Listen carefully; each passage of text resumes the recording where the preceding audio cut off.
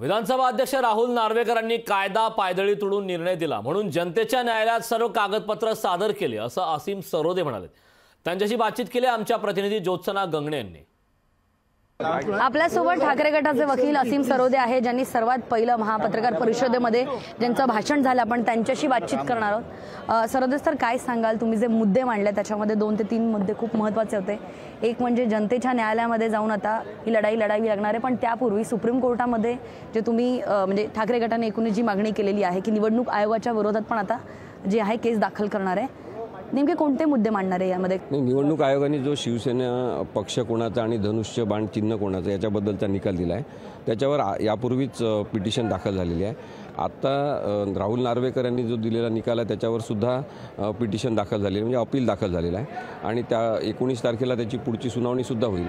त्याच्यामध्ये मुख्य मुद्दा हाच आहे की भरत गोगावले यांचा कोणताही व्हीप आणि त्याचा धोका हा उद्धव ठाकरे यांच्यासोबत असलेल्या कोणत्याही आमदारांना होऊ नये, त्याच्यावर स्टे मिळावा त्या ऑर्डरवर, अशा प्रकारची पहिली मागणी आहे। त्याच्यानंतर जेवढ्या लवकर होईल तेवढ्या लवकर सुनावणी घ्यावी अशी एक मागणी महत्त्वाची राहणार आहे। राहुल नार्वेकरांना आता न्याय म्हणजे काय हे काही बघायचं नाही आहे, कोणीतरी सांगितलं आहे त्या पद्धतीने न्याय द्यायचं अशी त्यांची साधारणतः आता मानसिकता दिसते आणि त्यामुळे मला वाटते की त्यांनी काय बोललेलं आहे त्याला आता महत्त्व नाही। त्यांनी जे त्यांच्या निर्णयातून खोटं सांगायचं ते सांगून टाकलेलं आहे।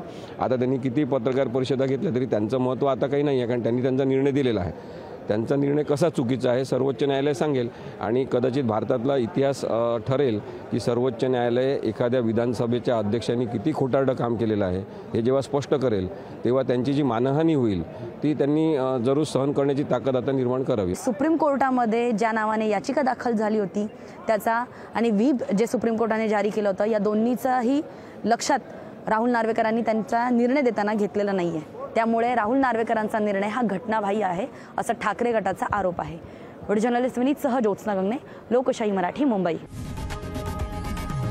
लोकशाही मराठी, ऐका, पहा, जागरूक रहा।